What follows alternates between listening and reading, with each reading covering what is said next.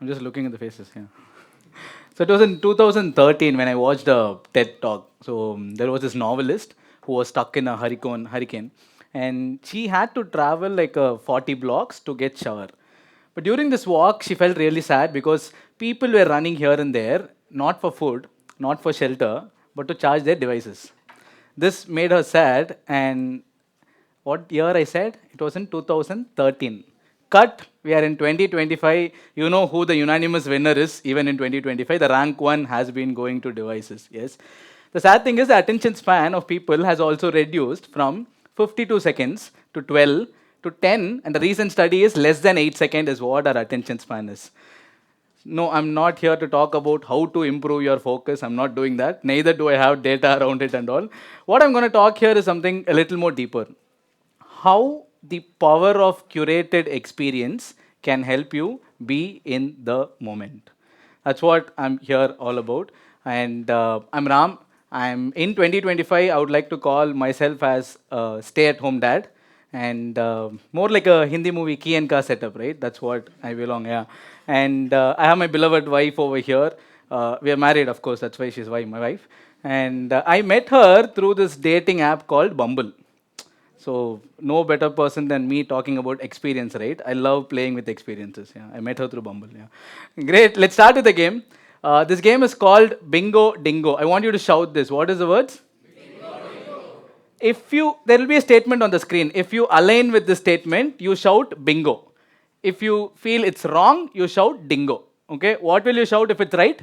Bingo. Little louder. Bingo. So this set doesn't hear your volume. Okay. Yeah. And what will you shout if it's wrong? Little louder. Bingo. Perfect. Let's go for the first sample. Sydney is the capital of Australia. Bingo. Here, I thought it was a 2 mark question. So here itself there's the confusion, right? So yes, half of you on the right. I don't know, right is more energetic. Right is right. So dingo, yes. Melbourne is the capital of Australia. And yes, any experience has to engage the audience in the first 2 minutes, is what they say. And it's even more special when you give the audience the power that, hey, the host is wrong. Now also the answer is wrong only. Because it's wrong. The actual answer is Canberra is the capital of Australia. But why Australia, right? Man, we are in India. Let's play something more relatable. So a topic where all of us will shout bingo dingo. Yeah, the question, next question, all of you will be able to answer this question.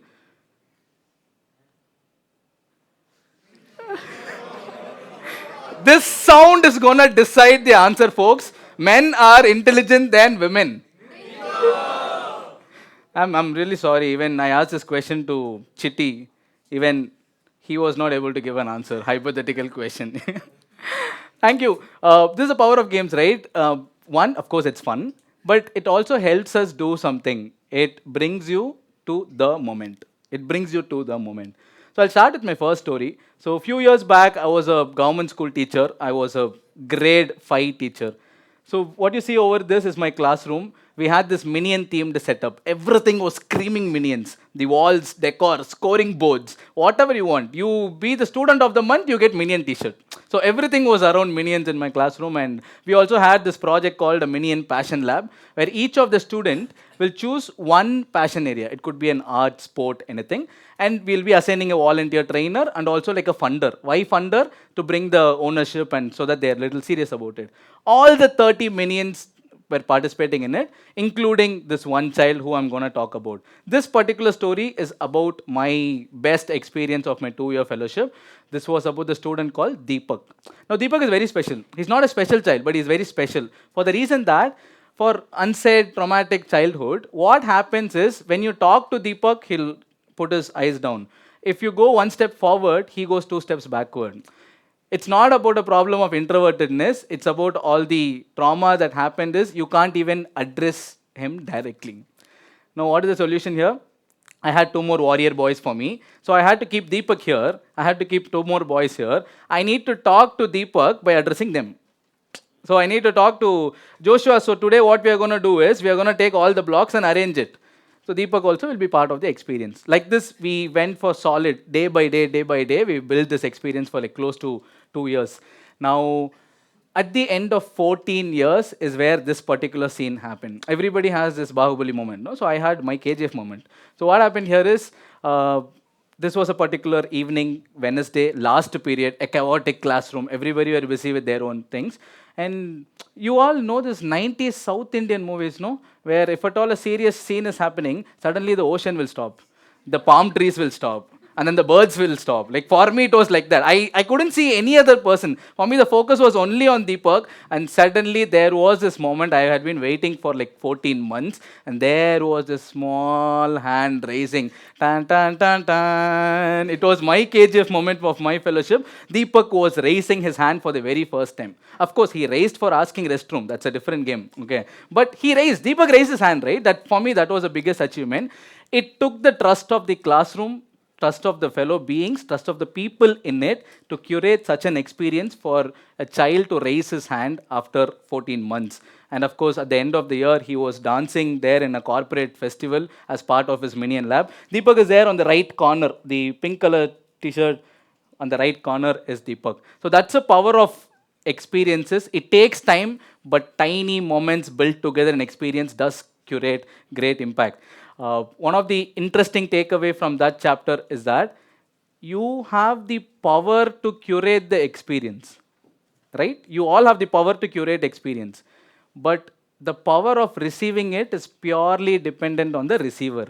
So how long does it take is dependent purely on the receiver. You can't do like a 3 hour mein ye kar sakta hu. No, the person who is on the other side of the table should trust you, and that's what is decided. And this is not about just an individual people, right? You can create experiences and curate massive moments also. Well, how do you do that? Gamification. A gamification can elevate an ordinary sadharana or moment into a powerful elevation memorable moment. How do you do that? Gamification. Few examples that you see over here. This is a COVID where we did like a science tournament where this image that you see is called Hosty. Hosty is kidnapped in a time machine concept, and then all the kids had to do science experiment at home to save Hosty. And that is more like a global corporate giant, and they wanted like they opened a factory in Chennai, and they wanted to believe that Chennai is the most ideal space. So we did like a citywide treasure hunt, including like a visit to the palace. They did all those traditional games, etc. And they felt Chennai is the right moment. The brand is Adidas. And then this was like a training event. They want pakka serious classroom training, but it shouldn't happen in classroom. It shouldn't be like a training. They used all the words and they said it should not be that. So we brought like a Cook with Komali gaming fine experience, and we made like a disk profile management and Cook with Komali and mixed both, and that was it. So gamification has the power of changing any ordinary experience into something great. Want to play a game? One more? Yeah? Lovely. So do you remember this cartoon? Lovely, I love you. Just because nobody guesses it, I put the name also on the right, okay? So it's called Bob the Builder. I felt 90s kids will know. You saved me more. Great. So there is a jingle to it. Do you know the song also? Yes, it goes like this. Bob the Builder, can we fix it? Bob the Builder, yes, we can. We are going to do it. So this is a class call and response. When I say class, it's not only for grade 5. I've done this with senior leadership who are 50 plus years. They shout. They love doing it. Let's do it, right? I'm going to shout Bob the Builder. You're going to shout what's on the screen. 3, 2, 1. Bob the Builder. Can we fix it? Bob the Builder. Yes, we can. Of course, they sing in a better way, but yeah, great. Okay. So the third, I would want to magnify your lens. It was a classroom, then we went for gamified experience. I want to magnify even more. Again, a topic change. How many NGOs are there in India? 20? Shout numbers. Thousands. Sir? Sir, reduce, sir. India. Lakhs? Okay, I'll give you the answer. That is 33 million in India. Okay, 33 million NGOs in India. And why do we create one more, right?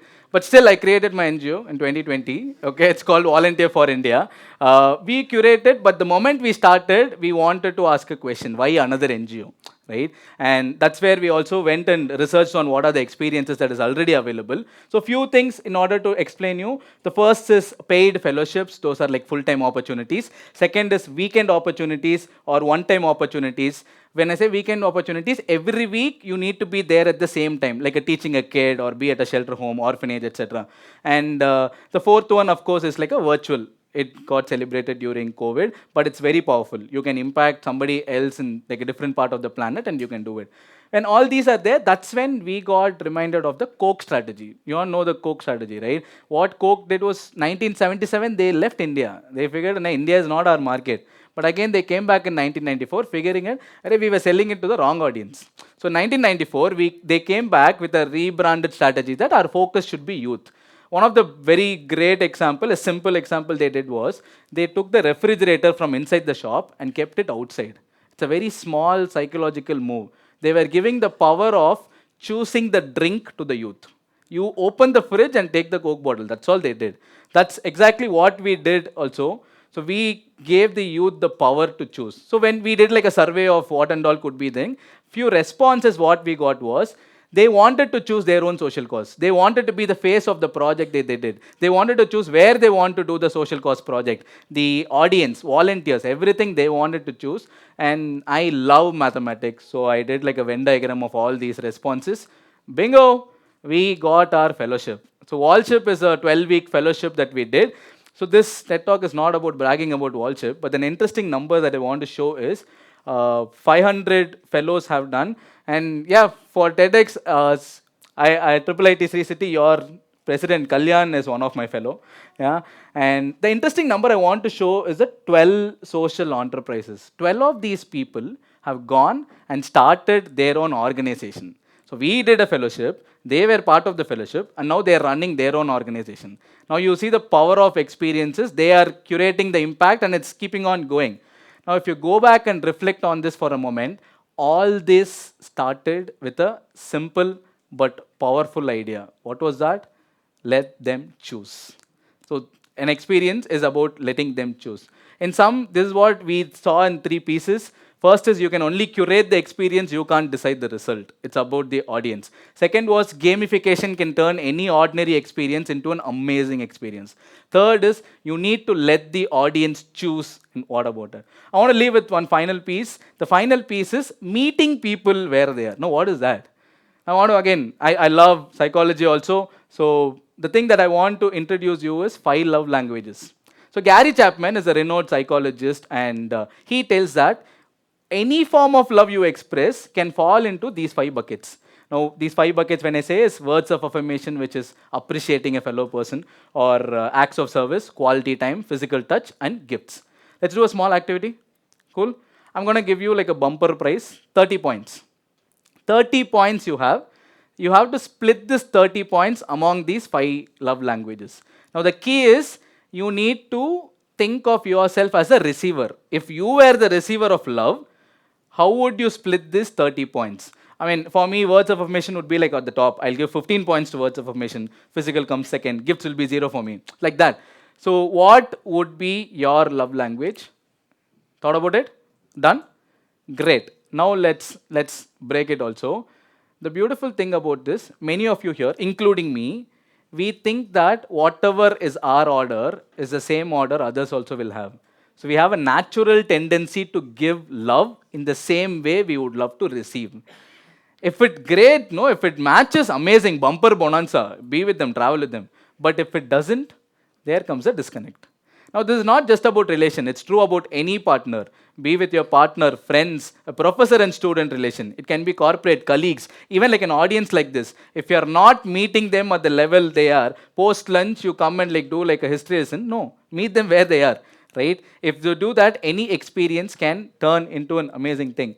So, in some, an experience has the power to transform a person. We did see that experiences can make a introvert kid or a shy kid confident. Experiences can curate the curiosity of an individual. Experiences also has the power to transform big society, right?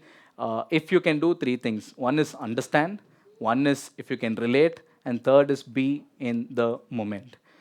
I would like to leave you all with like two reflections. First reflection about this Psychology of Money book. I would love you to read this quote. This is not about money. This is not about money. The book is about money, but my reflection is about this point. Your personal experience may be 0.000000001 percentage of what's happened in the world, but maybe 80% of how you think the entire world works. Now, the 10 zeros after the decimal point tells you how small we are in front of the world, right? Friends, trust me, in a year, okay, in a year, if your beliefs, if your analogies, if your perspectives, if they are not challenged by anyone at least once a year, trust me, you are not exploring enough. I'm not pinpointing you, but that's truth. If your beliefs and analogies are not challenged by anyone at least once a year, then you are not exploring enough. The 10 zeros after the decimal point is also an open invitation for you to meet more people, travel more, explore more, experience more, curate more experience, or at least be part of experiences. The last reflection I would love to leave you with, this is my favorite movie ever, all time. This is a 2009 Tamil movie called Super Deluxe, directed by Tyagaraja Kumar Raja. It breaks all the perspectives and stereotypes. And we have our Ramya Krishnan also in this movie. In the climax of the movie, Ramya Krishnan, who plays like a porn star in this particular movie, talks to her kid.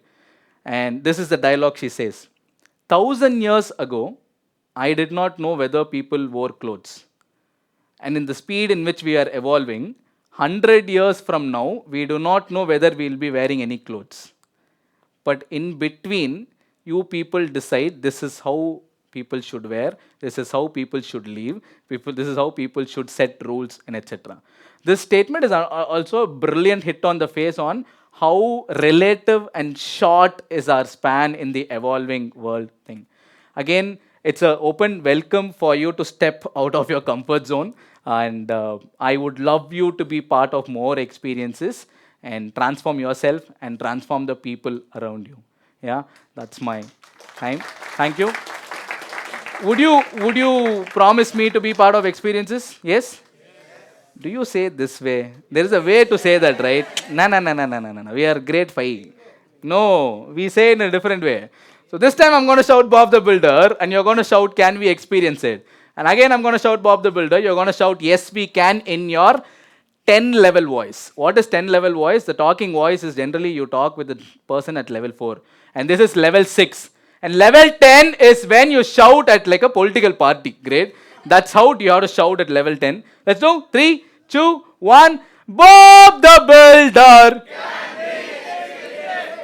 That's fine. You can go off the rhyme scheme. Bob the Builder. Yes, we can. Thank you. This is Ramalingam Natarajan, your experience curator, signing off. Thank you.